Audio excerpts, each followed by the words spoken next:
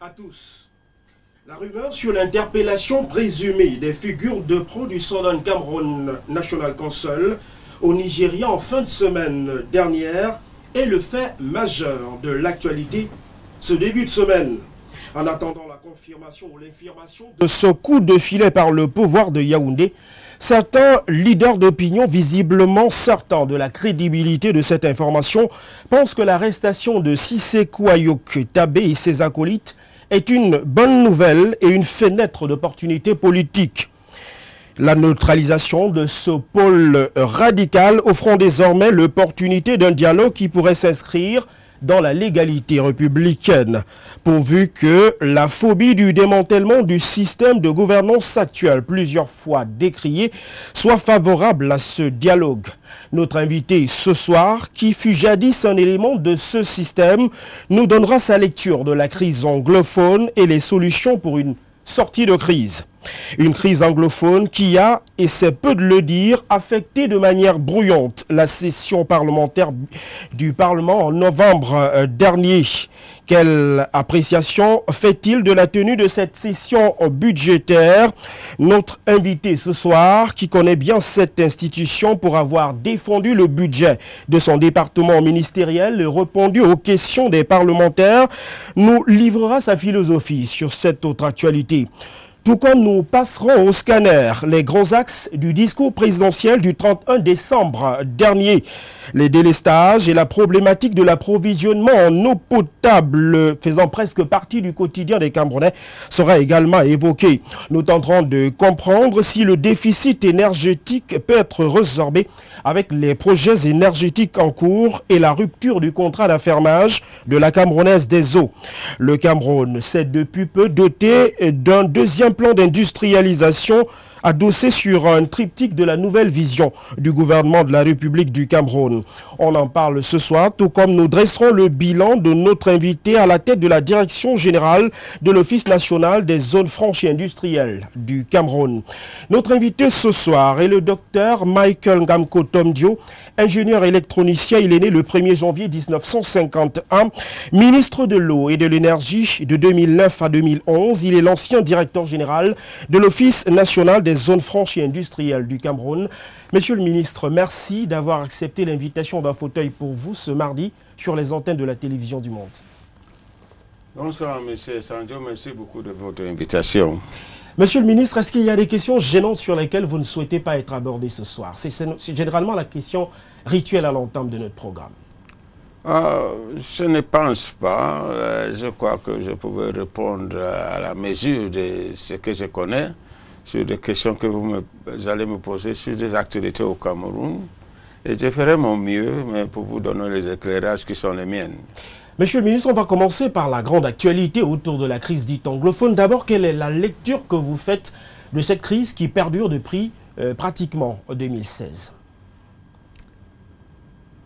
Oui, la crise perdure. Vous savez, quand une crise se déclenche, on ne sait pas quand ça va se terminer.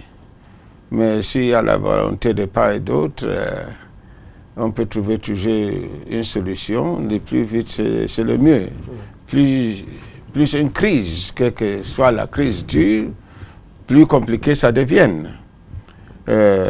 Donc, je crois que dès qu'il y a une crise se déclenche, il faut que les volontés se manifestent de part et d'autre pour résoudre ces crises-là. Monsieur le ministre, y a-t-il eu un mauvais management de cette crise au début justement des revendications d'un corporatiste? Nouveau management de crise, je pense qu'il y a la grande volonté de la part, n'est-ce pas, des autorités de l'État, de la part du président de la République, pour voir la fin de ces crises. C'est pour cette raison qu'il a pris plusieurs mesures depuis que cette crise a été déclenchée. Il a mis en place, n'est-ce pas, la commission bilinguisme et culturelle pour résoudre les crises. Ça, c'est le dernier, mais avant ça, on a eu d'autres initiatives. Et je crois que cette commission est à pied d'œuvre.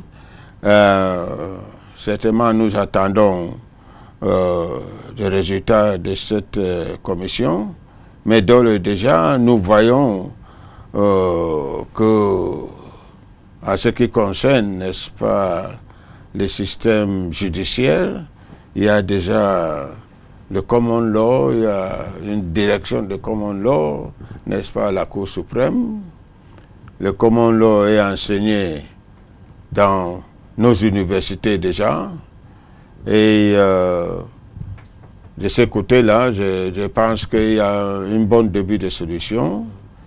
Et en ce qui concerne les enseignants, certaines parties de leurs problèmes ont été prises en compte. On a recruté immédiatement des professeurs, n'est-ce pas, d'expression anglophone pour pouvoir parer à ces problèmes. Donc il y a un très bon début de solution de la part, n'est-ce pas, du président de la République et de la part des autorités. Donc je pense que bientôt on verra, n'est-ce pas, une solution finale de ce problème-là. Si vous le dites, comme vous semblez d'ailleurs l'indiquer, il y a une très bonne gestion de cette crise. D'où sortent des mouvements sécessionnistes dans les régions du nord-ouest et du sud-ouest? Les mouvements sécessionnistes, notamment le Southern Cameroon National Council. Ce mouvement a justement gagné du terrain dans les régions du nord-ouest et du sud-ouest. Je crois que n'est pas sorti de cette crise-là. Mais il a pris du galon durant cette crise. C'est un mouvement qui date depuis longtemps. Ce sont des activistes qui sont bien connus, qui sont allés à l'oubliette, mais ils sont ressurgis, n'est-ce pas, pour prendre un peu d'avantage de la situation de la crise. Mais les anglophones ne s'identifient pas avec cette manière de choses, avec la SCNC. Non, ça ce n'est pas la crise, ça c'est autre chose. C'est une revendication sécessionniste qui n'a rien à y voir avec la crise. Si la situation est presque revenue à la normale, si je m'en tiens à vos propos, comment expliquer que les villes mortes persistent à Bamenda et à Buea? Certainement, je dis qu'il y a un début de crise, il y a des volontés de part et d'autre. Vous savez, à un moment donné, ceux qui étaient impliqués de la crise, c'est ceux qui étaient les leaders, n'est-ce pas, de la part des enseignants et de la part des avocats. Certains ont été arrêtés et mis en prison. Une partie de ceux-là ont été libérés. Et il y a une partie encore qui reste en prison. Ceux des leaders, n'est-ce pas, de ce groupe-là demandent à ce que ceux-là soient aussi libérés, parce qu'ils ne comprennent pas pourquoi on a libéré une partie et l'autre partie soit encore détenue. Monsieur le ministre, vous comprenez pourquoi? Nous, je ne suis pas juriste, je ne suis pas dans la sécurité, donc je ne peux pas prétendre avoir tout le contour de ce problème. Peut-être certainement il y a des éléments qui m'échappent, et c'est pour cela que je ne peux pas me prononcer fermement pourquoi cela reste en détention. Certainement, il y a d'autres éléments qui sont dans le dossier qui m'échappent. Est-ce que cette détention, à votre avis, n'a pas produit une sorte de radicalisation sur le terrain? Le fait qu'il y ait une franche, notamment quelques figures de pro des mouvements de revendication corporatiste qui ont été mis dehors, le maître Agbambala, pour ne citer que ces quelques noms, est-ce que cela n'a pas produit la radicalisation, n'a pas entraîné une radicalisation sur le terrain? Oui, ceux qui ont été libérés, maître Agbambala, la justice, etc., ils demandent quand même la libération de ceux-là. Si la crise prend de forme encore de durcissement, je pense que parce qu'on avait laissé quand même la crise longtemps sans vraiment prêter immédiatement attention aux problèmes. Parce que quand les problèmes se surgissent, quand les problèmes, n'est-ce pas, est apparu, si je crois que les autorités avaient vite, n'est-ce pas, pris le problème en main, ça n'allait pas prendre cette allure. N'oubliez pas que certaines même refusaient qu'il n'y avait pas une crise anglophone. Avant que, n'est-ce pas, certaines personnes, n'est-ce pas, acceptent qu'effectivement il y avait une crise, ça a pris beaucoup de temps. Et entre-temps, n'est-ce pas, une partie, n'est-ce pas, des anglophones, n'est-ce pas, ne voyait pas ça de bon oeil et donc s'est radicalisé dans les positions. Monsieur le ministre, vous parlez de certaines personnes qui... quand je dis personnes... Vous avez quelques noms à nous donner de ces personnes qui... Non, je n'ai pas les noms, mais je sais que bon, c'était des enseignants, ça c'est connu, c'était des avocats, ça c'est connu. Bon, il y avait des leaders des enseignants, n'est-ce pas, et les leaders des avocats que le gouvernement a même rencontré. C'est de c'est là que je parle. Très bien. Monsieur le ministre, comment comprendre que plusieurs délégations ont été envoyées dans les régions du nord-ouest et du sud-ouest par le gouvernement du Cameroun et n'aient pas produit de résultats probants? Bien, dire que ça n'a pas produit de résultats, je ne pense pas. Vous n'avez pas eu le sentiment qu'ils ont été très souvent refoulés? Non. Parce que quand on commence une négociation, quand les tensions sont hautes, ce n'est pas toujours facile. Ce n'est pas des premiers coups qu'on trouve une solution, à mon avis. Donc, quand les anglophones, ces deux groupes-là, n'est-ce pas, les enseignants et les avocats, ils ont rendu compte qu'effectivement, le gouvernement a fait des pas en avant et aussi, ils ont avancé vers la discussion. Bien, il y a certaines personnes, vous ne pouvez pas éviter des fois comme ça, quand il y a des crises de brebis galops, hein, des gens qui sont hors de loi, qui font le trouble. Bon, cela est arrivé, mais je ne pense pas que c'est le groupe des enseignants et des avocats qui envoyaient ces gens-là. Comme vous avez dit à votre introduction ici, il y avait les SCNC qui prenaient peut-être l'avantage de cette situation pour ressurgir, peut-être, je ne sais pas, peut-être... L'État n'a-t-il pas laissé faire? C'est peut-être ça la question. Non, certainement pas. L'État ne peut pas le laisser faire, mais le chef de l'État est la garantie de la sécurité des territoires et de sa population. Donc, le chef d'État a pris des mesures nécessaires pour garantir la sécurité de la population et des territoires. C'est de son devoir, c'est dans la Constitution, il ne pouvait pas se laisser faire. Monsieur le ministre, plusieurs délégations, je reprends ma question, ont été envoyées dans les régions du nord-ouest et du sud-ouest, des délégations ministérielles. En médiation, c'était très souvent des ressortissants de ces parties du terroir. Ils sont revenus bredouilles, sans véritable résultat. Est-ce qu'il y a une crise de légitimité dans les régions du nord-ouest et du sud-ouest? Est-ce que les représentants du gouvernement aujourd'hui qui sont originaires de cette partie du terroir n'ont pas une certaine crédibilité aux yeux de la population? Ça peut y arriver que certaines personnes qui étaient dans la délégation n'avaient pas la crédibilité, n'est-ce pas, vis-à-vis, n'est-ce pas, des anglophones qui étaient en face, mais ce n'était pas tout le monde.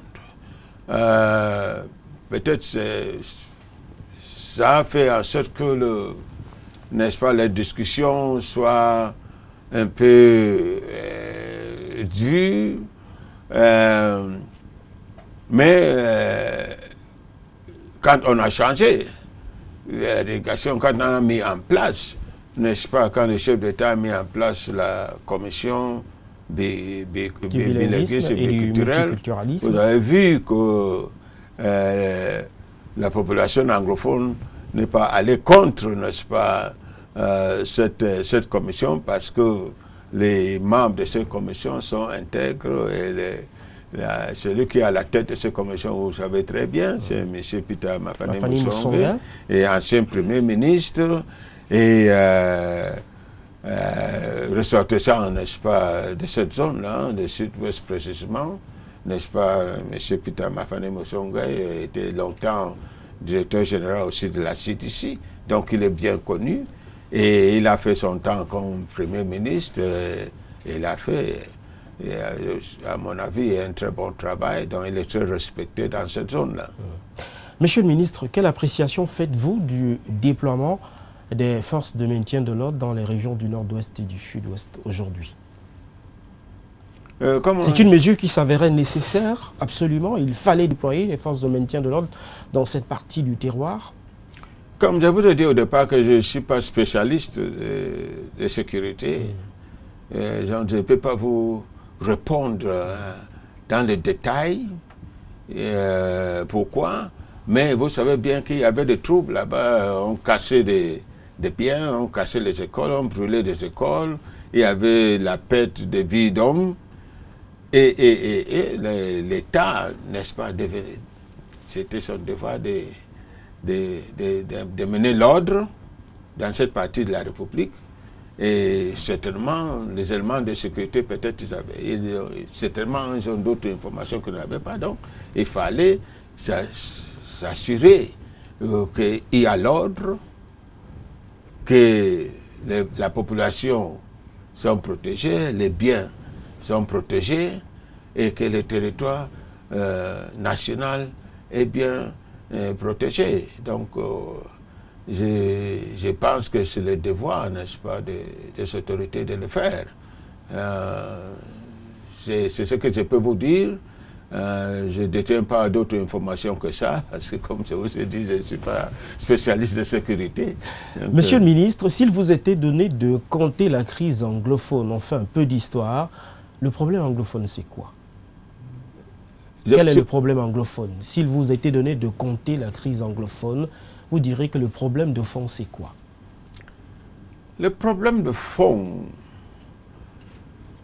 vous savez, cette crise a duré un certain temps.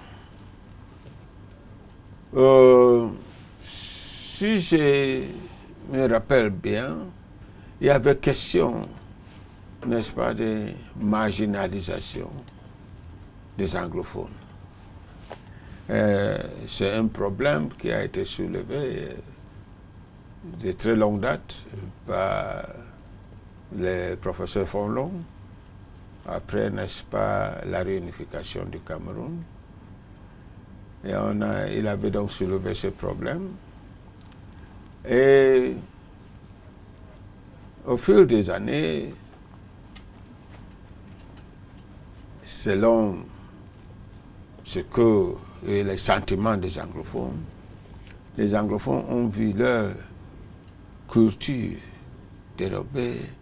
Comme je dis, par exemple, les juristes, les avocats, on parlait de common law qui n'était pas pratiqué presque, même dans le sud-ouest et le nord-ouest. On les imposait, n'est-ce pas, autre chose, donc ils voyaient les coutumes dérobées.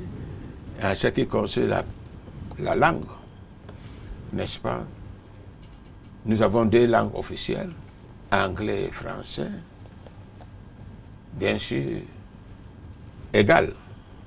Bien sûr, la plus grande population du Cameroun parle le français. Ce n'est pas une raison, n'est-ce pas, de ne pas parler aussi anglais, surtout dans le côté anglophone. Donc les anglophones se sentaient un peu pas chez eux s'ils ne pouvaient même pas s'exprimer dans la langue qu'ils maîtrisent mieux. Et les enseignants, d'autre part, soulevaient le problème. Effectivement, n'est-ce pas, des enseignants qui ont été affectés des côtés anglophones, qui ne maîtrisaient pas la langue, qui enseignaient dans une langue anglaise à peu près, ce qui n'était pas le cas. Bon, et ensuite, maintenant, le problème, comme on peut le dire, le problème de décentralisation, parce que quand le Cameroun était encore, n'est-ce pas, avait encore des États fédéraux, Vous comprenez, les anglophones venaient, ils avaient leur parlement, ils avaient les premiers ministres, ils disaient leurs responsables, etc. Mais quand on est revenu, n'est-ce pas, à la République unie, ensuite la République du Cameroun, ils ont perdu un peu de cette manière de vivre, n'est-ce pas, qui posait problème. Et donc, ils demandaient qu'on s'asseye pour essayer de voir comment corriger certains de ces manquements-là, ou certains de ces aspects de leur vie culturelle et autres. Je crois que c'est ça qui a poussé, n'est-ce pas, les enseignants et les avocats, n'est-ce pas, de demander, écoutez, nous pensons que les choses ne vont pas très bien dans notre avis, n'est-ce pas, dans la bonne direction. Il faut qu'on s'asseye encore pour revoir là où on peut corriger les choses. Je pense que c'est tout cela qui a, petit à petit, n'est-ce pas, fait arriver à ce point-là. Monsieur le ministre, comment on sort de cette crise anglophone? Sortir de cette crise, c'est pas le dialogue. Le dialogue... Vous avez servi un gouvernement qui est toujours actuel. Vous avez le sentiment que ce gouvernement que vous avez servi, dans lequel vous avez servi, est ouvert vraiment au dialogue? Oui. Un dialogue inclusif tel que la communauté internationale le souhaite? Je crois que vous avez suivi le chef de l'État lors de son discours du 31 décembre. Il a parlé de dialogue, n'est-ce pas? Et il a déjà mis en place certaines structures pour ce dialogue-là. Et vous savez, quand la secrétaire de Commonwealth, là, la dame qui est arrivée ici il y a moins d'un mois, mais qui était sortie des discussions, le chef d'État a parlé de dialogue, et aussi elle a parlé de dialogue, et on va vers le dialogue. C'est le dialogue qui peut résoudre des problèmes. Je ne vois pas d'autres magies pour résoudre le problème. Et quand le chef de l'État a donné sa parole que nous allons résoudre ce problème par le dialogue, je n'ai pas une raison pour ne pas le croire. Monsieur le ministre, avec qui le gouvernement maintenant va dialoguer? Avec qui? Vous avez parlé d'Agbo qui est sorti de prison. C'est un des leaders. Vous pensez qu'il est légitime pour parler de cette crise anglophone aujourd'hui? Lui dont la demeure a été... Quand je dis Agbo, je ne parle pas de sa personne, je parle de son équipe, n'est-ce pas? La même chose avec les enseignants de leur équipe. Ces équipes-là existent, n'est-ce pas? Et il suffit qu'on se mette à table avec eux et on va trouver des solutions. La solution? Et je crois bien, la commission, comme je dis, je ne maîtrise pas, n'est-ce pas, tous les comment dire, le cahier de charge de cette commission. Donc, je crois qu'une partie du travail de cette commission, c'est de celle-là. Et l'autre partie qui ne peut pas traiter, je crois qu'on va arriver par le dialogue. Moi, je ne vois pas d'autre. Mais le Cameroun est indéfisible, hein, vous comprenez? Donc, quand il y a un problème interne, on trouve des solutions internes. Et le chef de l'État a parlé de dialogue. Vraiment, il faut le prendre au sérieux. Il est sérieux. Il a fait plusieurs fois. Sauf que le chef de l'État, dans son discours, parlait de dialogue qui devrait s'inscrire dans, dit-il, la légalité républicaine. Et c'est d'ailleurs pourquoi je vous posais la question. Y a-t-il des hommes suffisamment représentatifs aujourd'hui dans les régions du Nord-Ouest et du Sud-Ouest pour amorcer ce dialogue avec les pouvoirs publics? Oui. Le chef de l'État est un légaliste. Il y a une constitution qui doit respecter. Donc, on fait tout dans le cadre légal. On ne peut pas sortir au-delà. Sinon, nous ne sommes plus une république. Comment vous voulez autrement que le chef d'État vous dise qu'il a créé autre chose qui n'est pas dans la Constitution? Qu'il fabrique autre chose? Vous, chef de l'État, vous allez faire ça? Monsieur le ministre, la question, je vais peut-être la préciser, Akbar Bala et autres, c'était des revendications corporatistes. Il y a des problèmes conjoncturels que connaissent ces deux régions du pays. Vous pensez que ces personnes-là ou ces personnalités-là sont suffisamment représentatifs pour discuter avec les pouvoirs publics des réels problèmes conjoncturels que connaissent nos frères des régions du nord-ouest et du sud-ouest du Cameroun? Les problèmes conjoncturels, je ne sais pas quel problème. Problème de route. Il paraît qu'il y a un souci de route. Voilà peut-être pourquoi est-ce que le problème ces ressortissants du nord-ouest et du sud-ouest souhaitent une décentralisation, la vraie? Le problème de route, c'est seulement un problème de nord-ouest et de sud-ouest au Cameroun. Hein? Je vous demande, vous êtes journaliste, vous sillonnez le pays. Hein? Les problèmes de l'électricité, c'est seulement le nord-ouest et le sud-ouest. C'est un problème général. Le problème de décentralisation est général. Toutes les régions en parlent. Les délégués du gouvernement en parlent, les maires élus en parlent, tous les députés en parlent. Et on va progressivement vers cette décentralisation.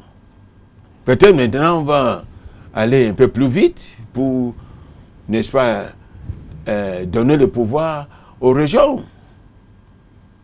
Vous y croyez, monsieur le ministre? Comment? Vous croyez qu'on s'achemine dans une vraie décentralisation qui va déboucher sur des conseils de région? Ce n'est pas dans la Constitution, c'est écrit dans la Constitution. Oui, monsieur le ministre, depuis le 1996, juste pour vous rappeler que ça fait plus de 2 décennies, plus d'une décennie qu'on en parle. Hein. Oui, vous savez, des fois c'est un peu facile à critiquer. Mais pour décentraliser, il faut des hommes. Et il faut des moyens. Et il faut des structures. Il me semblait qu'il faut surtout la volonté et que le pouvoir central a effectivement, la volonté de lâcher une partie de son pouvoir. Mais si les volontés n'y étaient pas, ou si les volontés n'étaient pas, on n'allait même pas mettre dans la Constitution. On n'a pas obligé le chef d'État de mettre ça dans la Constitution. S'il a inscrit, c'est qu'il y croit. Et comme je vous dis, les choses ne se font pas toujours au lendemain. Il faut du temps pour mettre tout ça en place. Certainement, on peut des fois critiquer que c'est un peu lent. Là, je peux vous donner... Oui, plus on peut parler de lenteur ou on peut parler de manque de volonté. Nous sommes avec une décentralisation qui est consignée dans la loi fondamentale de l'État du Cameroun depuis 1996, monsieur le ministre. Ça fait plus de 20 ans aujourd'hui. C'est une question de lenteur ou c'est une question de volonté politique? Yaoundé ne veut-il pas décentraliser en réalité? Je vous dis, monsieur, ce n'est pas une question de manque de volonté. C'est une question de problème de mise en place. Le problème multiforme. Quand on avait inscrit ça dans le budget, est-ce qu'on avait beaucoup à rame? Est-ce qu'on avait les crises qu'on a aujourd'hui et que vous connaissez? Donc on allait abandonner tout ça pour aller se concentrer seulement sur la décentralisation et laisser les pays aux voleurs, aux bandits. Monsieur le ministre, Boko Haram existe officiellement. En tout cas, le Cameroun a déclaré officiellement la guerre contre cette nébuleuse depuis 2003 seulement. La décentralisation, c'est depuis 1996 qu'on en parle. Oui, dans le prétexte justement de l'incursion des bandes armées issues de ce mouvement terroriste, là, était un prétexte qui est discutable. Merci beaucoup, M. Sanjo. Vous savez, quand on inscrit quelque chose dans la Constitution, ça ne veut pas dire que ça va se réaliser du jour au lendemain. Ça veut dire qu'au fur et à mesure qu'on a la possibilité, on va mettre toutes ces structures-là en place. Parce qu'il faut des moyens, il faut des hommes, il faut des structures, il faut pour mettre des choses en place. Notre démocratie n'est pas facile. Hein? Ça n'a pas été jamais facile. Hein? Monsieur le ministre, on évoque quelques pistes de sortie de crise de cette crise anglophone. Vous parlez d'un dialogue. La communauté internationale, quelques organismes également parlent de dialogue inclusif. Donc on peut entendre le fait qu'on devrait également associer les membres du Southern Cameroon National Cameroon Council notamment. Vous êtes pour ce dialogue qui réunit pratiquement toutes les parties, y compris ces mouvements séparatistes-là? Je ne sais pas de quoi vous parlez, M. Sanjo. Monsieur le ministre, La SCNC est un mouvement qui est banni au Cameroun. Parce qu'il prône la séparation du Cameroun. Vous allez dialoguer avec les gens qui prônent la séparation du Cameroun? Un mouvement qui est banni? Vous parlez de quoi? Parlons des gens qui sont à l'intérieur du pays, qui veulent la bonne marche de ce pays. C'est avec cela qu'on va dialoguer. Pas avec les gens qui sont à l'extérieur, qui veulent, n'est-ce pas, la séparation du Cameroun, qui veulent mener la guerre au Cameroun. Monsieur le ministre, après le dialogue, après l'ouverture d'un dialogue, qu'on appelle, tout le monde appelle d'ailleurs ce dialogue de tous les vœux, quelle sera la prochaine étape, à votre avis? Quand on définitivement les revendications. Quand on dialogue, on arrive à certaines conclusions, n'est-ce pas? Et on se donne le temps de réaliser, n'est-ce pas, les résolutions à laquelle nous sommes arrivés. Mais le processus est en marche. On n'est pas encore arrivé là. Mais on a déjà commencé le début de solution. Ce qui est une très bonne chose. On n'a pas attendu que le dialogue soit là, que les résolutions soient là, avant, n'est-ce pas, de commencer le début de solution du problème. C'est déjà commencé, c'est déjà en route. Ça montre des chemins vers lesquels nous voulons aller, vers l'unité, vers l'entente. Donc pour vous, on s'achemine progressivement vers une issue favorable autour de la crise. C'est ma conviction.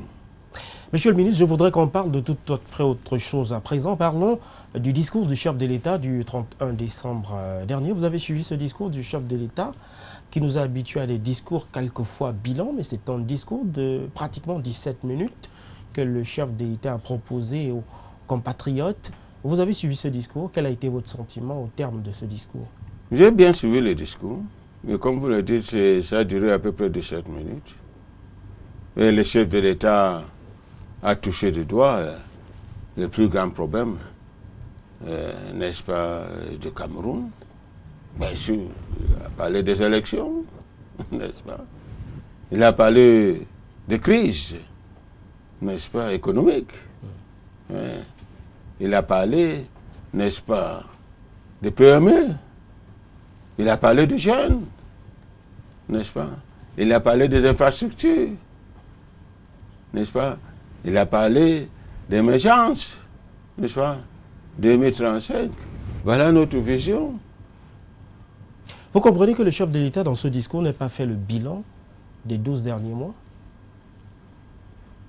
On n'a eu aucun chiffre, en réalité, en suivant ce discours du président de la République. Je ne pense pas que c'était un discours qui devait faire le bilan. Ce n'est pas un discours qui est adressé à l'Assemblée pour faire un... Mais si vous avez suivi son discours, aussi avec le corps diplomatique, il a fait certains bilans, n'est-ce pas? C'est bien ça. Monsieur le ministre, c'était le corps diplomatique. Oui, le corps diplomatique. Le corps diplomatique au Cameroun, c'est un discours à la nation, à l'international. Hein? Alors, bon, vous voulez qu'il répète les choses? Qu'il donne quelques chiffres, par exemple. Mais, sur le niveau de chômage, les préoccupations des Camerounais, on en est où? Le nombre d'emplois qui ont été créés, par exemple, ce sont des préoccupations. Le chef d'État s'adresse à la population au Cameroun. Et quand le discours est trop long, les gens endorment. Les gens ne suivent plus. Donc, il a fait un discours sur lequel il a, n'est-ce pas, marqué le différent point, etc. Si vous voulez entrer dans les détails, ça c'est autre chose. Donner les chiffres, n'est-ce pas, comme dans un amphithéâtre, ça c'est autre chose. Hein? Mais je dis, avec le corps diplomatique au Cameroun, il a donné effectivement, n'est-ce pas, quelques chiffres parce que c'est le corps diplomatique, ce sont nos partenaires. Je voudrais parler du volet économique, politique, j'allais dire, de ce discours du président avec vous, Excellence. Pour savoir, le président a apporté quelques précisions, annonçant d'ailleurs la tenue des élections en 2018, sans autres précisions. Vous avez le sentiment que le Cameroun, qui fait face à des chocs sécuritaires, notamment dans les régions dites anglophones, mais également dans la partie septentrionale du pays, peut réellement tenir une élection ou des élections générales en 2018. On est capable, avec ces foyers de tension observés dans ces deux parties du pays? Si les chefs d'État, d'abord, ces élections sont inscrites dans notre Constitution. Le chef d'État n'est pas, n'est-ce pas, organiser ces élections, sauf, comme vous dites, il y a la guerre ou autre chose. Mais si le chef de l'État a annoncé ces élections, c'est lui qui connaît la situation sécuritaire, n'est-ce pas, du pays. Et je crois qu'il a bien jugé cette situation pour pouvoir annoncer que les élections vont se tenir. Donc je ne peux pas donc le douter, qu'il connaît bien de quoi il parle. Monsieur le ministre, vous qui avez travaillé dans son gouvernement, vous le voyez candidat en 2018? S'il vous plaît? Vous qui avez travaillé au sein du gouvernement, vous voyez le chef de l'État candidat en 2018? Pourquoi ne pas? Est-ce que la Constitution l'interdit? Ou la loi électorale l'interdit? Serez-vous favorable à cette candidature? Si son parti de présent comme candidat, pourquoi ne pas? Et vous serez favorable à la candidature du président de la République pour les élections de 2018, pour ce qui est des présidentielles, tout naturellement? Monsieur Sanjo, je suis EDPCiste de première heure et je suis membre du comité central. Et selon notre statut, c'est le président national de notre parti qui est notre candidat. Jusqu'au preuve de contraire, c'est lui le président. Donc il est notre candidat. Monsieur le ministre, j'aimerais qu'on sorte de ce discours, de cette adresse à la nation du 31 décembre dernier pour parler de la session parlementaire du mois de novembre. Une session parlementaire qui a été émaillée par quelques incidents. J'imagine que vous avez suivi que quelques bureaux ou quelques étages du bâtiment principal du palais de Ngouaïkélé ont été consumés par les flammes. Pratiquement au début de cette session, quel est d'abord le sentiment qui vous a animé lorsque vous avez vu des flammes comme ça embraser le bloc administratif de ce bâtiment principal du palais des Verts de Ngouaïkélé? Vous savez, quand tout le monde a vu ces flammes-là, ça faisait mal au cœur. Parce que le bâtiment de l'Assemblée nationale, c'est un monument à Yaoundé. Nous avons tous regretté, n'est-ce pas, cet incendie et surtout la perte des documents, des archives à l'Assemblée nationale. On ne peut que regretter. Mais ce sont des choses aussi qui arrivent, des accidents qui arrivent pas seulement au Cameroun, un peu partout. Une commission a été mise en place pour nous éclairer davantage sur cet incendie. Je n'ai pas encore, n'est-ce pas, les conclusions ou les éléments de cette commission. Je ne peux pas vous dire plus, mais c'était très regrettable. Nous déplorons cette perte-là. Au cours de cette session qui a duré une trentaine de jours, la loi de finances 2018 a finalement été adoptée. Et ce n'est donc pas une surprise, en tout cas. La majorité du Rassemblement démocratique du peuple camerounais dans les deux chambres nous amenait vers cette issue-là. Mais il y a eu quelques mouvements observés à l'Assemblée nationale, notamment ceux des députés issus du principal parti de l'opposition, le Social-démocratique Front. Comment avez-vous vécu les scènes de Vuvuzela et autres à l'Assemblée nationale du Cameroun?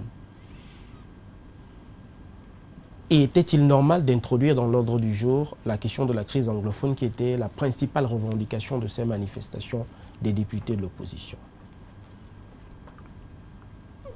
Si je comprends bien le fonctionnement de l'Assemblée générale, il y a un ordre du jour qui est arrêté par une commission.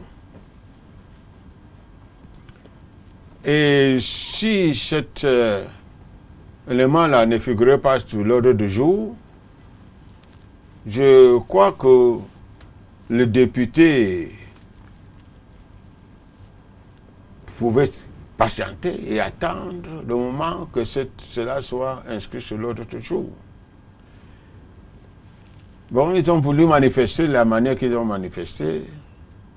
C'est regrettable, mais nous sommes en démocratie. Vous ne pouvez pas empêcher quelqu'un, pourvu qu'il n'est pas violent et ne cache pas, bon, de manifester d'une manière ou d'une autre, mais je crois que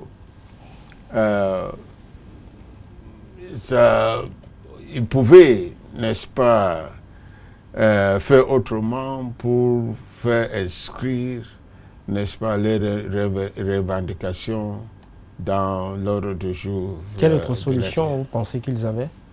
Comment? Quelle autre solution vous pensez qu'ils avaient, en dehors de manifester bruyamment?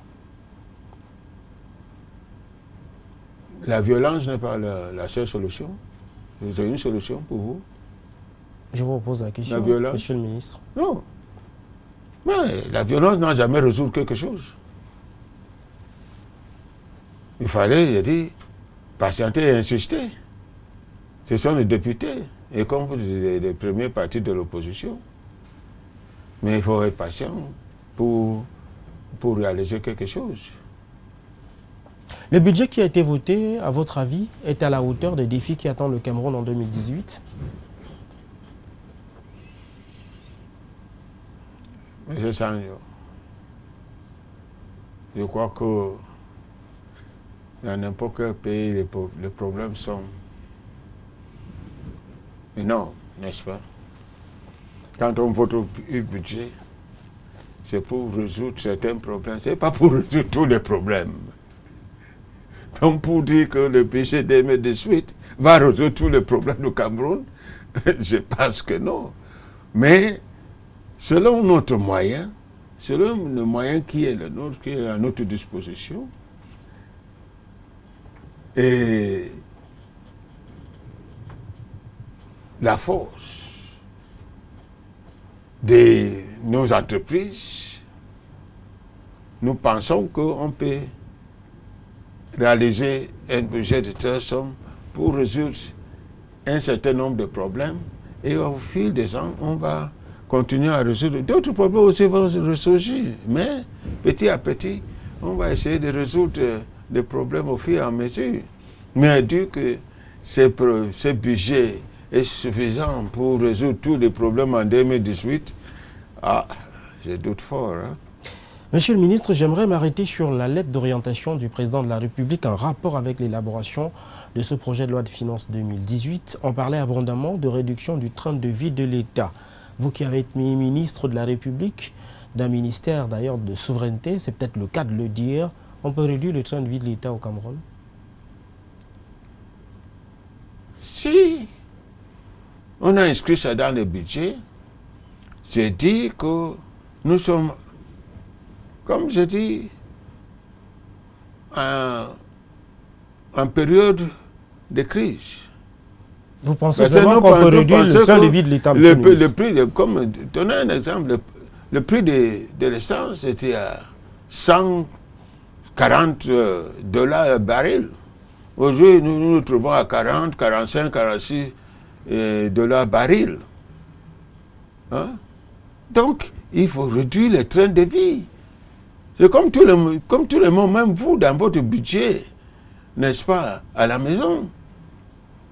Si demain, n'est-ce pas, il y a crise, on dit qu'on a diminué votre salaire de 100 000 à 50 000, vous allez continuer à vivre à 100 000?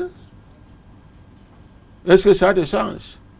Vous allez couper ce qu'il faut couper, au lieu d'acheter le costume que vous allez envoyer au pressing, vous allez acheter des jeans que vous pouvez laver, n'est-ce pas?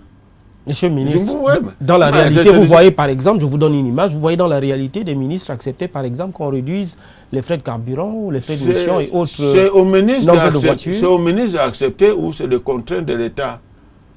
Le ministre va accepter quoi? Monsieur le ministre, vous savez que c'est un vieux débat, la question de la réduction de l'État dit qu'il n'y en a pas, il n'y en a pas.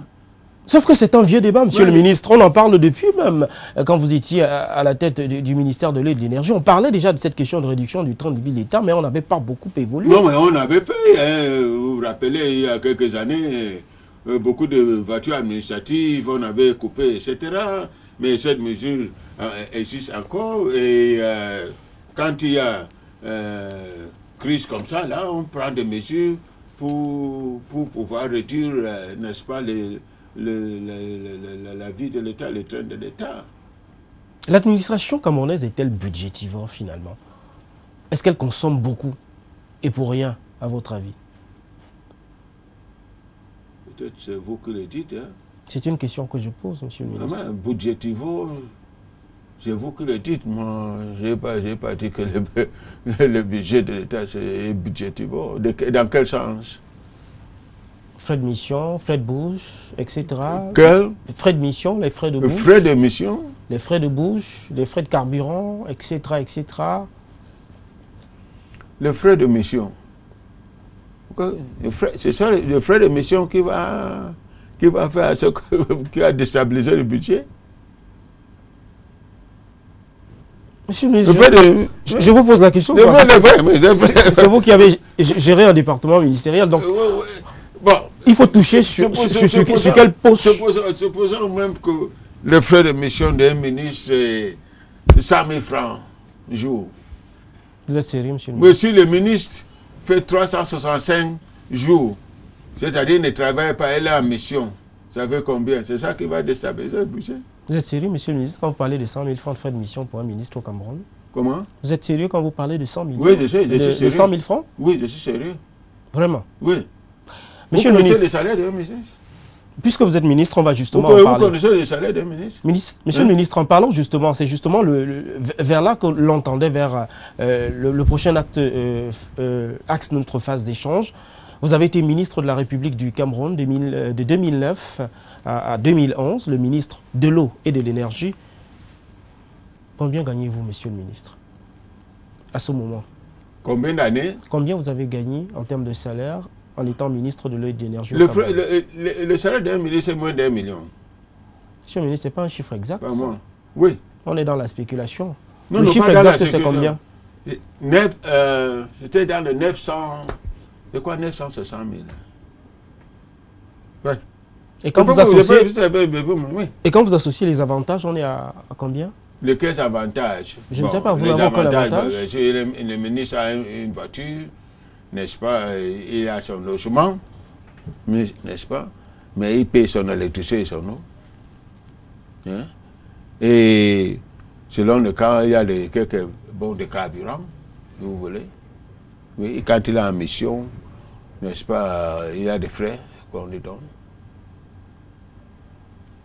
À vous entendre parler, on a l'impression que le ministre a un train de vie tout à fait normal. Hein? Mais je vais parler peut-être d'autres faits des choses, mais je vous dis, moi, c'est ce que j'avais, ministre. Mais vous en connaissez je vous parle de ce que j'avais. Peut-être vous connaissez autre chose que je ne connais pas, mais je vous dis de ce que moi je recevais. Monsieur le ministre, faisons le bilan de votre passage au ministère de l'eau et de l'énergie du Cameroun. Pendant toute cette période, si vous était donné de dresser un bilan de votre passage au ministère de l'eau et de l'énergie du Cameroun, vous diriez que vous avez vraiment fait quoi? M. Sanjo, j'ai fait presque 2 ans et demi. J'ai été nommé le 30 juin 2009. Et le 8 décembre 2011, j'ai sorti du gouvernement. J'ai fait à peu près 2 ans et demi. Vous demandez mon bilan. Bon. Je vais vous en parler. Puisqu'il Vous pouvez en juger. Puisqu'il semble qu'il n'est pas flatteur, c'est pour ça que je voudrais que vous nous apportiez... Je ne sais pas. Je ne me vois pas. C'est pour ça que je vais parler. Et vous allez me dire, c'est vous qui va me dire, c'est vous qui me voyez, qui va voir si effectivement j'ai rempli ma mission ou pas. Quand je suis arrivé au ministère de l'eau et de l'énergie, une des premières tâches qu'on avait, c'était l'Ompanga. Il faut aller boucler l'Ompanga. Vous connaissez l'Ompanga, le barrage, l'Ompanga? L'un des projets structurants, justement. Voilà. C'était une première tâche. Et à l'époque, on venait de mettre en place aussi EDC, qui était chargé de l'Ompanga. Peu de temps que je suis arrivé, on a changé le directeur général. Donc, depuis la tâche avec le nouveau directeur général et son équipe pour le travail, pour réaliser l'Ompanga. Je peux vous dire qu'on a fait une très bonne équipe pour relever ce défi-là avec la Banque mondiale et le Fonds monétaire international. Il y avait des préalables environnement, mais les cahiers de charges a rempli et il fallait travailler durement pour remplir toutes ces conditions-là avant que le crédit soit décaissé.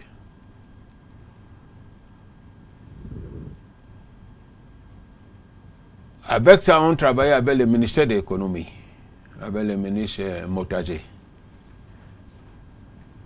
Dieu merci, avant la fin de l'année, j'étais nommé en juin. Avant la fin de l'année, on avait tout bouclé. Et le financement.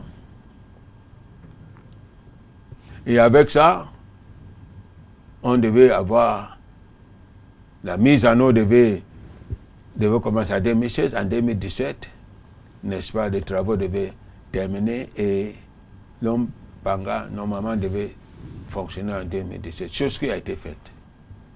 Le chef de l'État a inauguré ça. Vous avez vu ça à la télé.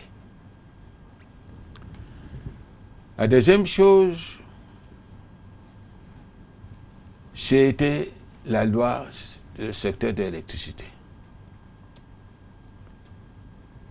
La Sonel a été privatisée en 2001. La loi qui gérait le secteur datait de 1998. Et en 1998, c'était un monopole de l'État. En 2009, ces lois n'étaient pas revues. Donc la société ASN qui avait acheté la société O, qui a pris la privatisation, j'ai d'un monopole qui ne disait pas son nom. Donc il fallait mettre en place une loi moderne qui s'adapte au secteur. Ça, ce n'était pas la politique, c'est la technique. Avec l'équipe qu'on avait en place, nous avons réussi à mettre une bonne loi en place. Où le secteur est bien distinct, il a la production qui est différente des transports, qui est différente de distribution d'électricité.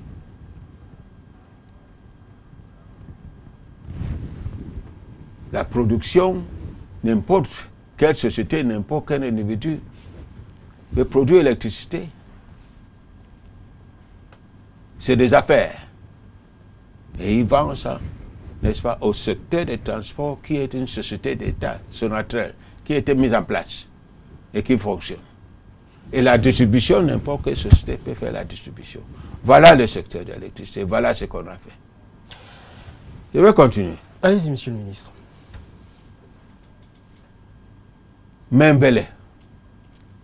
Le barrage de Membele.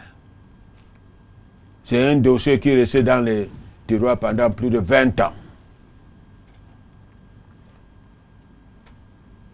Moi, avec mon équipe, nous avons réussi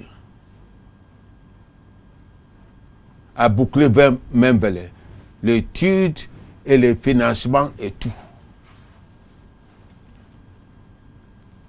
Et il reste, juste avant de quitter le ministère, il fallait la pose de la première pierre. Et Membele, normalement, devait pomper l'électricité en 2017. Et je pense qu'ils sont déjà prêts là, s'ils ne pompent pas déjà l'électricité dans le secteur. 2202 mégawatts. Il y avait Mekin, toujours dans le sud, qui est un petit barrage d'une douzaine de mégawatts qu'on a étudié et bouclé également. Il y avait aussi le gaz à Kribi. La centrale à gaz de Kribi. C'est le gaz de Kribi que nous avons bouclé également. Là, on avait beaucoup d'autres projets. Je ne vais pas parler de ce que j'ai réalisé, c'est ce que vous avez demandé. Je ne vais pas parler des productions. Monsieur le ministre, pourquoi avec toutes ces réalisations, les délestages persistent?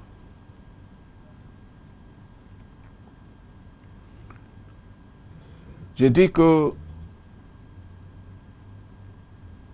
quand je suis venu au ministère, à peine on produisait 1000 mégawatts, un peu moins. C'est à 1 giga. Plus de 730, 740 mégawatts hydro, et le reste était le fuel. N'est-ce pas, comme à Belabo, dans le nord, et Bertois et consorts. Mais c'était insuffisant. Le Cameroun avait besoin de plus de 2000 mégawatts pour fonctionner. Avec cette insuffisance, on a eu ce délestage. Mais maintenant, si, comme aujourd'hui, disons, même vers les pommes 2003 mégawatts, Kribi, n'est-ce pas, Mekin, on peut avancer vers 1500, 1600 mégawatts. Ça reste toujours loin de la demande. Comment? Ça reste toujours bien loin de la demande. Oui, c'est parce que, excusez-moi, il y a très longtemps, on n'a pas investi dans le secteur de l'électricité. Le premier barrage a été construit dans les années 52, 53, 56. Et pendant très longtemps, après l'indépendance même, jusqu'à très récemment, que je parle de ces barrages-là, on n'a pas construit de nouveaux barrages. Et Déa, Songlolo, ce sont des vieux barrages. Mais nous avons un potentiel en hydroélectricité qui est le deuxième en Afrique subsaharienne. Mais nous n'avons pas su comment investir dans ce secteur. Très important pour notre développement et notre économie. Parce que sans énergie, il n'y a pas de développement. Et nous avons, grâce à Dieu, une énergie verte qui est là. Il y a plein de chutes au Cameroun qu'on peut exploiter. Nous n'avons pas fait. Jusqu'aujourd'hui? Jusqu'aujourd'hui, c'est après les 3 là, il n'y avait pas d'autre. Il y a Biné à Warak, 75, 76 mégawatts. que j'avais étudié avec l'aide américaine. Les Américains nous ont donné aide au ministère pour faire l'étude de réalisation des Bénin à Warak, n'est-ce pas? Et ils avaient aussi, dans ces mêmes aides, l'étude de pipeline pour conduire, n'est-ce pas, le fuel, n'est-ce pas, de Sonara, Douala et Deya Yaoundé. Ces études ont été faites avec cette aide américaine. Bon, depuis que j'ai quitté le ministère, je ne sais pas ce qui est devenu de Bénin à Warak. Il semblerait qu'on a peut-être trouvé des financements. Je ne sais pas, je ne maîtrise pas le dossier. Mais je dis que c'est un secteur où le Cameroun devait mettre beaucoup d'efforts pour sortir de son sous-développement et pour faire évoluer cette économie. Très bien, puisque Parce qu'avec ça là, avec seulement l'énergie, selon mes calculs, si on investissait là-dedans, on pouvait avoir une croissance à 2 chiffres. Le Nigeria à côté, 170 millions d'habitants. Il faut que demander l'énergie électrique. Et avant que je quitte le ministère, j'avais fait l'effort d'inviter le ministre de l'énergie du Nigeria qui est venu ici. On avait signé, n'est-ce pas, un MOU pour pouvoir voir comment, n'est-ce pas, on pouvait travailler dans ce domaine-là. Vous savez, l'État ne peut pas tout faire seul. Avec d'autres États voisins, j'ai été convaincu qu'avec le Nigeria, on pouvait créer un consortium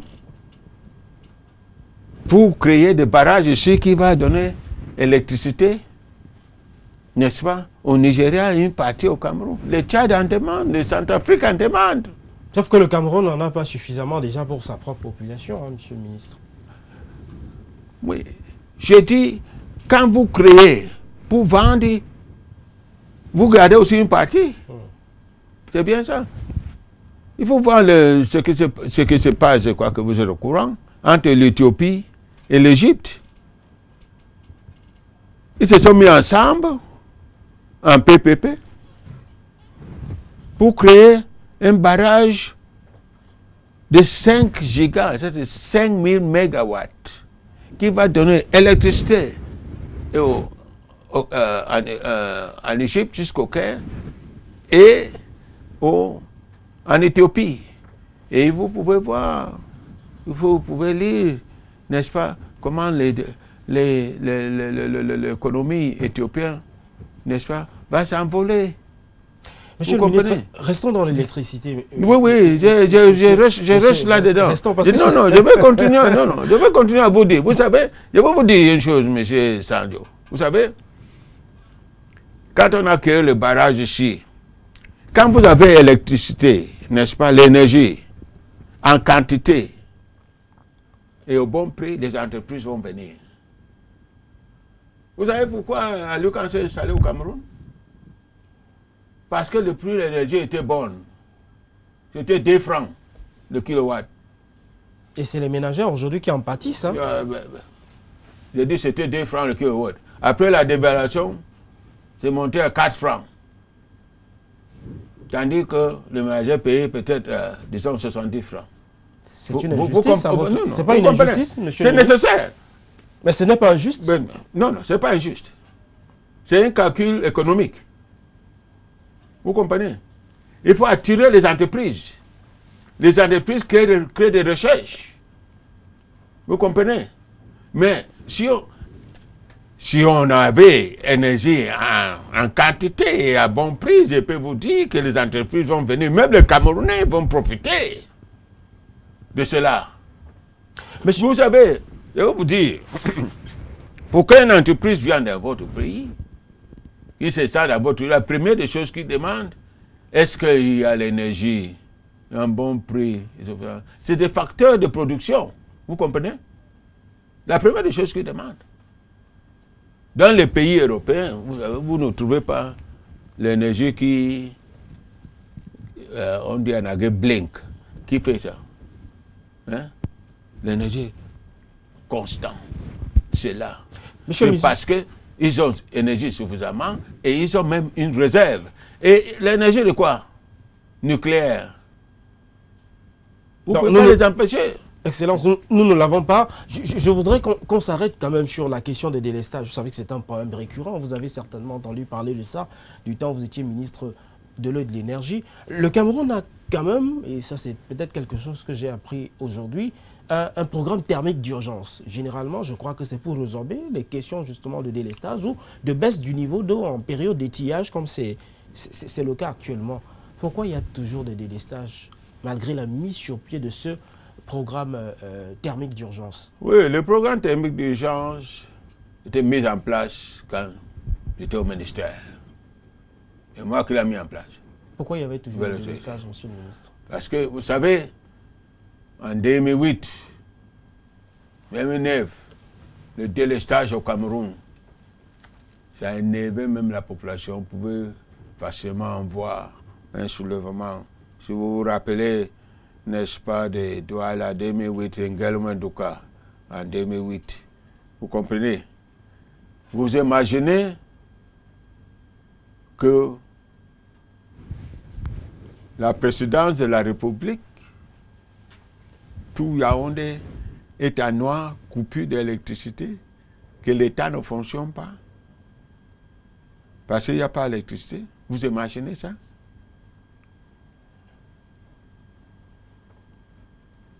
Et c'est pour cela qu'on avait mis en place un programme thermique d'urgence. C'était constitué de combien de à Yaoundé, de centrales thermiques? à Bamenda, oui, centrales thermiques. Il y en avait combien? 4? Non, 3. 3. Yaoundé, Bamenda, Yaoundé et à Boloa. Ala. Je crois que c'est à Ala. Hein, Ah, Ala, oui. 60 mégawatts. Oui, oui, 60 mégawatts. Vous comprenez? Centrale thermique consomme quoi? Ça consomme de feu. Et c'est très cher. Vous ne pouvez pas utiliser ça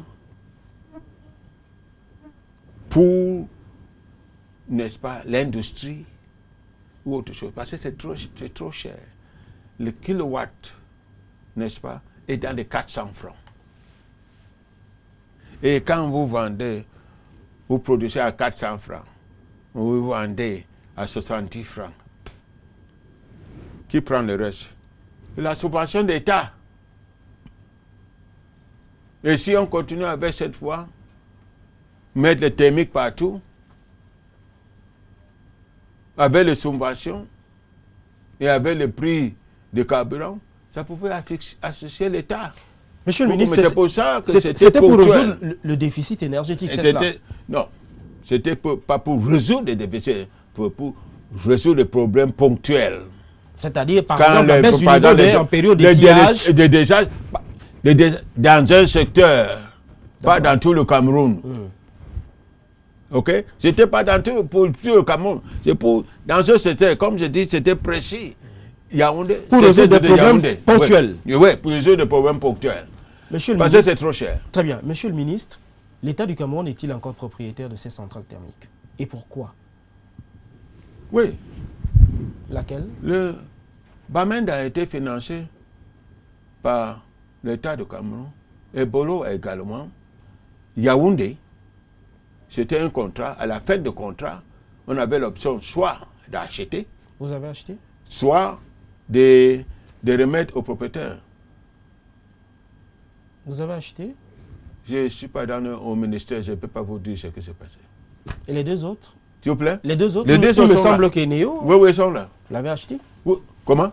Il me semble que c'est l'État, non, c'est l'État du Cameroun, oui, qui avait acheté, qui avait mis en place. Ils ont confiance. Et nous, c'est notre partenaire.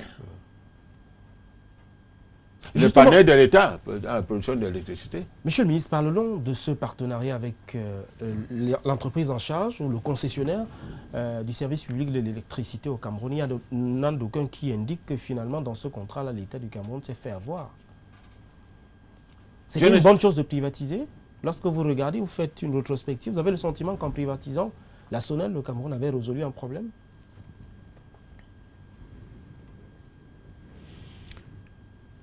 Dans cette privatisation, l'État, la part de l'État est de 49%. Et Eneo, sa part est de 51%. OK? Voilà les partenariats. Et il avait un cahier de charges. A-t-il respecté son cahier de charges? Justement, c'est le rôle des tutelles de veiller à ce que Eneo aujourd'hui, ou AES à l'époque, respecte les cahiers de charges. S'il ne respectait pas les cahiers de charges, il payait les amendes. Avez-vous le sentiment que... Avez-vous le sentiment que cette entreprise a investi dans le secteur de l'énergie électrique qui veille à ça? Du temps où vous étiez ministre, Excellence, l'entreprise ou le concessionnaire de l'époque avait-il investi au Cameroun? Justement, c'était une partie de leur cahier de charges. L'avaient-ils investi? Ils avaient investi? Selon le contrôle, on devait, après une période, j'avais mis en place véritablement entrer dans le cahier avec eux maintenant et avec, n'est-ce pas, tous les avocats, étudier véritablement à mi-terme, c'est-à-dire 10 ans après, 12 ans après, si effectivement ils ont réalisé les cahiers de charges. Parce que les contrats terminent en 2021. Normalement. Mais je ne sais pas, certains parlent de peut-être prolongation de ce contrat, je ne sais pas, j'ai entendu des choses comme ça, mais je ne sais pas.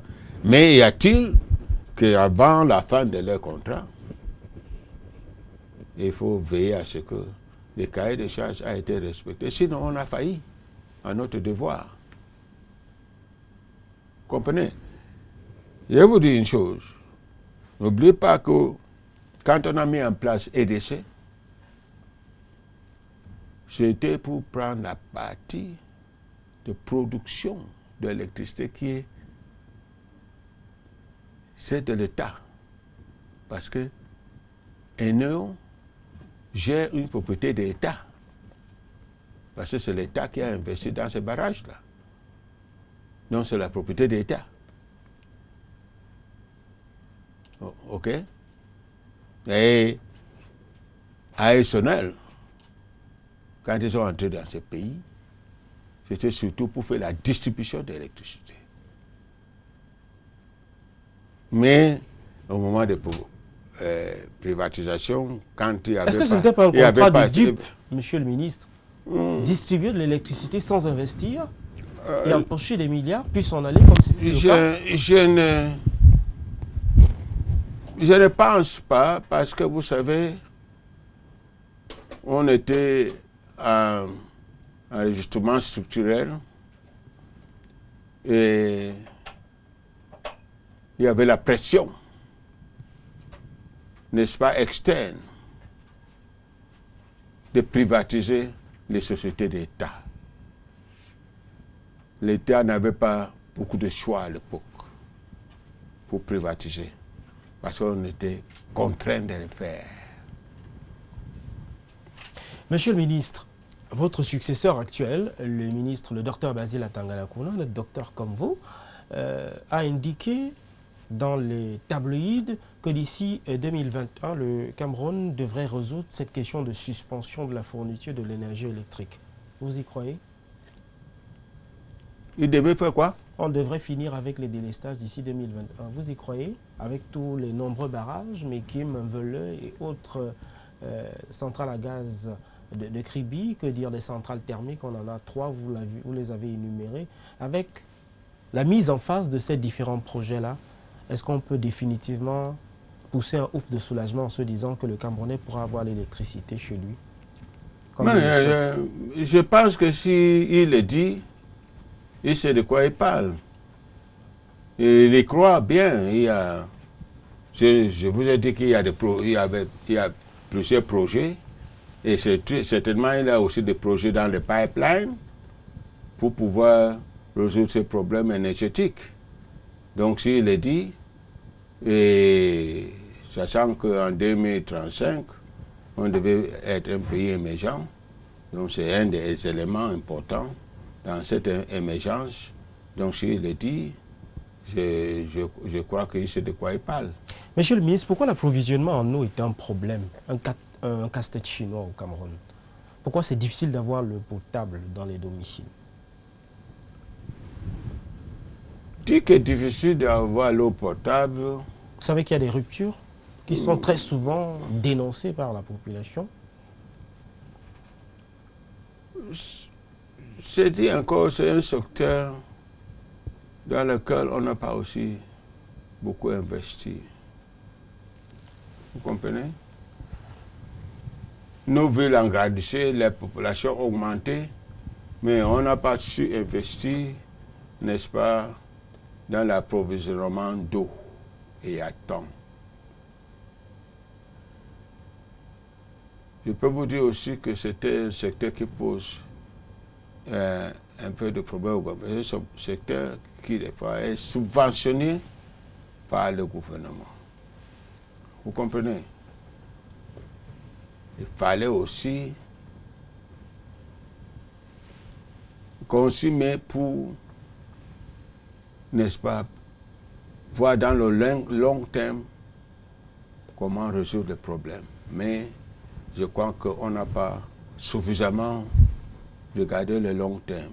À Douala, par exemple, l'eau venait du Japon. On était approvisionné de Japon et c'était des forages. Il y avait plus de 10 forages qui donnaient l'eau à Japon. À un moment donné, 3 ou 4 de ces pompes-là sont tombées en panne. Les forages, le forage ne donnait plus l'eau. La ville de Douala agrandissait. Pourtant, il fallait voir plus loin. Il y a le Mungo, ici à côté. Il fallait faire venir l'eau de Mungo. On n'a pas fait, c'est tout dernièrement, quand on a créé la Kamwata, etc., qu'on a commencé à faire venir l'eau de Yaoundé et de Mungo. La même chose avec Yaoundé, on pompait l'eau de Balmayo, comme nada, n'est-ce pas? 60, 80 mètres cubes jour, qui ne suffisait pas pour Yaoundé, parce que la population a grandi, mais on n'a pas su investir. Et avec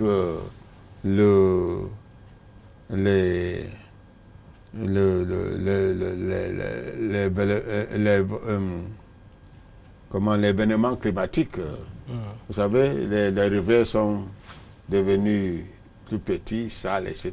Ça ne suffisait plus. Avant de quitter le ministère, j'ai étudié, n'est-ce pas, l'eau de Sanaga qui est à 80 km. Sanaga, c'est une très grande rivière.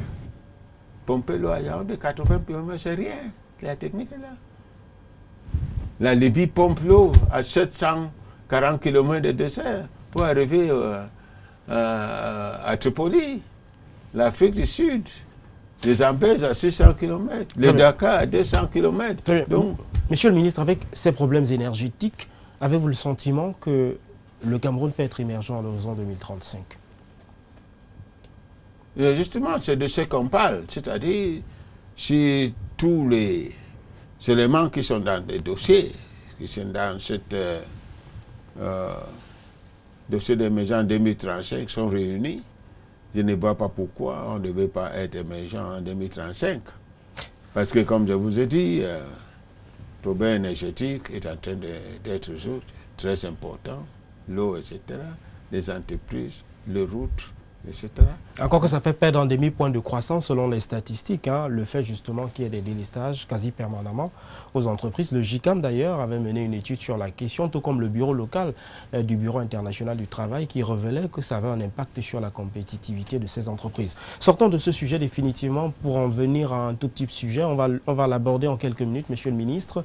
Vous avez été le directeur général de l'Office national des zones franches et industrielles du Cameroun pendant plusieurs années, pratiquement depuis 1900, 17 ans. Pendant 17 ans. Oui. Alors, d'abord, première question, Monsieur le ministre, vous allez le faire vraiment en quelques minutes. Quel est le bilan que vous faites de votre passage là-bas? On ne semble pas vous avoir senti au sein de cet office-là. Le bilan, je peux vous dire sincèrement, est très mitigé, pas de ma faute, parce que quand la zone franche a été mise en place par l'aide américaine, l'USAID a mis ça en place en 92. Il y avait 2 pays en Afrique et l'USAID a aidé la mise en place, le Togo et le Cameroun. N'est-ce pas? Dans le statut, dans le fonctionnement des zones franches, on devait créer, n'est-ce pas, une zone, une surface, n'est-ce pas, comme disons le Maxi, qui est bien clôturé avec une entrée et sortie, avec les hangars, avec l'électricité, l'eau, téléphone, n'est-ce pas, route, etc., etc. De sorte que quand les entreprises viennent, n'est-ce pas, ils branchent seulement les appareils, commencent la production, sans investir, n'est-ce pas, dans la construction, par-ci, par-là. Mais finalement, le Cameroun n'a jamais construit ça. Il n'a jamais construit les zones. Et comme vous dites aussi, les facteurs de production n'étaient pas tous réunis. L'électricité était encore chère, vous comprenez, malgré le fait qu'on avait négocié avec la Sonel à l'époque, n'est-ce pas, on a pu trouver l'électricité à un bon prix pour les entreprises qui pouvaient entrer là-dedans, mais la zone n'était pas construite, et il y a d'autres facteurs. Vous savez, le ministère des Finances n'avait jamais vu ça de bon oeil, parce que le revenu du Cameroun provient de quoi? Des douanes, des impôts. Et les entreprises en zone franche ne payent pas. Ils sont exonérés, n'est-ce pas, de la douane, ils sont exonérés des impôts pendant 10 ans de leur fonctionnement, etc., etc. Bon, le ministère des Finances, n'est-ce pas, chaque fois qu'il prenait la loi annuelle des finances, entravait certaines dispositions, n'est-ce pas, de la loi de la zone franche. Donc, vous savez, les entreprises, quand ils veulent investir, ils ne sont pas dupes, hein, ils font leurs recherches pour savoir effectivement si ça marche ou ça ne marche pas. Ils vont là ailleurs. Mais c'est pour cela que, plutôt que de faire des zones groupées, hein, il y avait un aspect de points francs, n'est-ce pas, pour la transformation de matières premières locales. Donc c'est pour cela qu'on a fonctionné beaucoup plus tôt avec, n'est-ce pas, avec le point franc que la zone franche. Et jusqu'aujourd'hui, ce n'est pas fait. Et jusqu'aujourd'hui, n'est-ce pas, la zone franche existe, mais on a même changé le nom de la zone économique, mais jusque-là, on ne voit pas, n'est-ce pas, l'émergence de ce dispositif qui pouvait attirer les entreprises étrangères pour développer les exportations. Monsieur le ministre, vous avez fait 17 ans, vous aviez vous-même indiqué à la tête de cet office-là que prévoient les dispositions de la loi sur la durée de l'exercice d'une telle fonction. Il me paraît que c'est 3 ans renouvelables 2 fois, c'est cela? Non, l'office de zone franche, le statut était différent. Vous comprenez? Donc vous pouviez rester moi, là-bas éternellement. je peux vous parler de ce statut. Effectivement, le poste a été mis en compétition par les Américains. Et j'ai été retenu parmi tant de candidats. Et dans le statut, le zone face est géré comme le secteur privé. Donc le conseil d'administration est fait de cette manière. Vous comprenez? Mais il y a, n'est-ce pas, des représentants de gouvernement dans le conseil d'administration.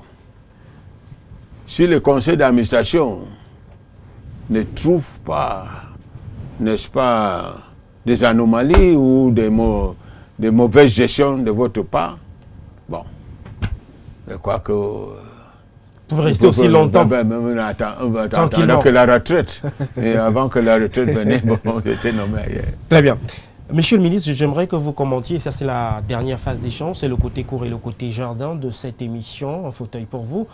Quelques images vont défiler de personnalités et vous allez me dire quelques souvenirs que vous gardez de ces personnalités. On va, grâce à la réalisation, commencer par la première image et vous allez me dire le sentiment qui vous anime lorsque vous regardez cette image-là. Monsieur le Premier ministre Philomène, vous avez eu de bons rapports? Vous avez fait partie oui, j'ai travaillé sur son gouvernement et j'ai eu de bons rapports avec lui. C'est un monsieur qui est très travailleur. Avant 7h30, il était dans son bureau. Parce que moi, j'allais aussi très tôt dans mon bureau. Des fois, on s'est croisés. Et il aimait aussi faire le sport sur le Mont Phébé, et la marche, etc. Et moi aussi, je faisais la marche là-bas. Mais c'est un monsieur qui était très pointu, très droit. Très droit. Prochaine image. Il aimait le travail. Prochaine image. J'ai beaucoup aimé de travailler avec lui. Très bien. C'est le ministre à Tanrakuna. Oui. Oh, c'est un ami. Oui, c'est un ami. Quand j'étais à la zone franche, il était à Kambota.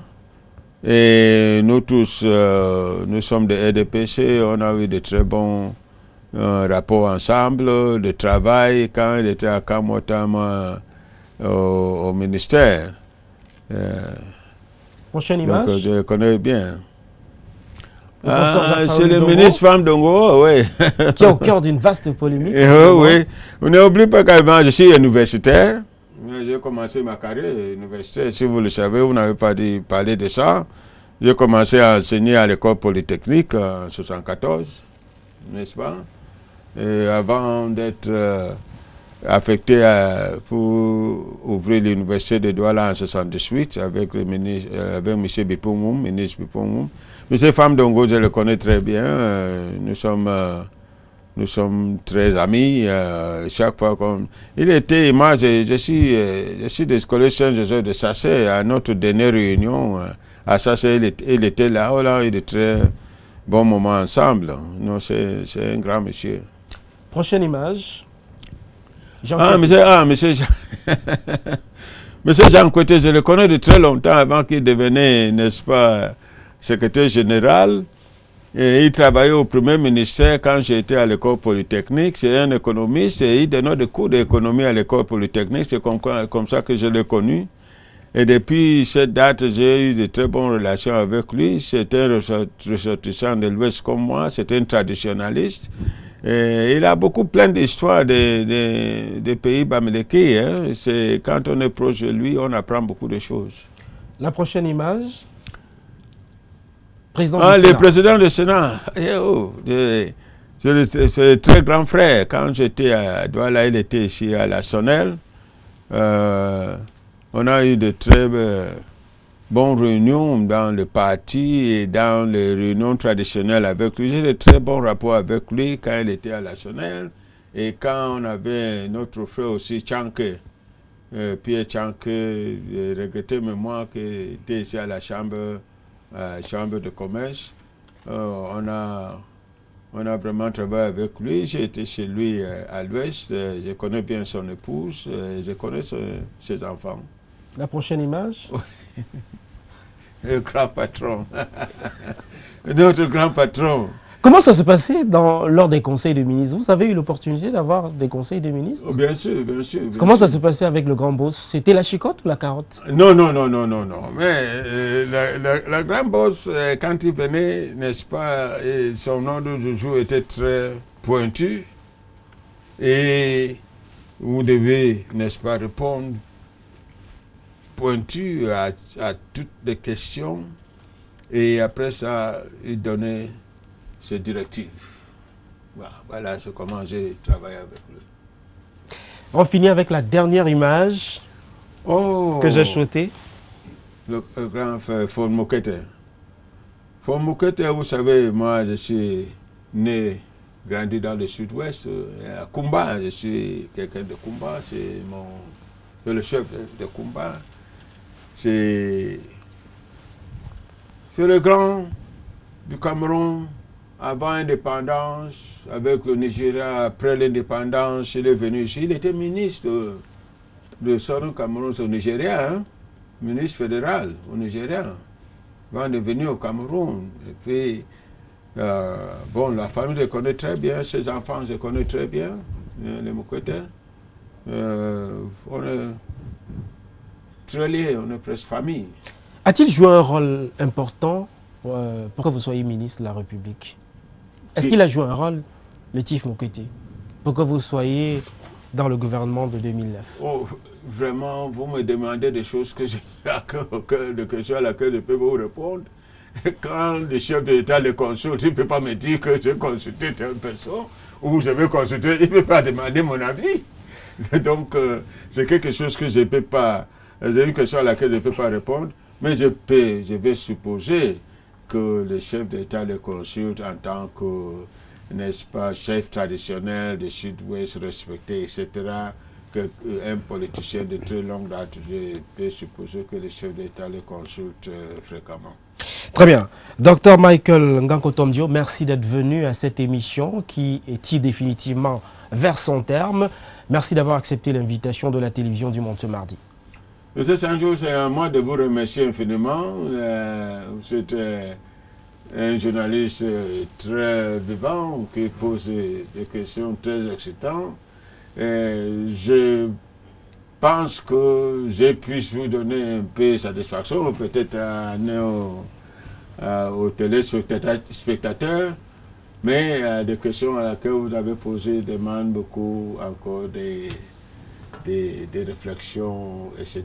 Mais on a touché l'essentiel. On espère. Merci beaucoup de votre invitation. Mille fois merci, monsieur le ministre, d'être venu à cette émission dans Fauteuil pour vous. Mille fois merci de nous avoir accordé votre attention particulière. L'on recevait ce mardi le docteur Michael Nganko Tom Dio, qui est donc ingénieur électronicien, je l'ai indiqué. Il a été le ministre de l'eau et de l'énergie de 2009 à 2011, ancien directeur général de l'Office national des zones franches et industrielles du Cameroun. Mille fois merci de nous avoir suivis. Nos programmes sur la télévision du Monde se poursuivent. Bonsoir.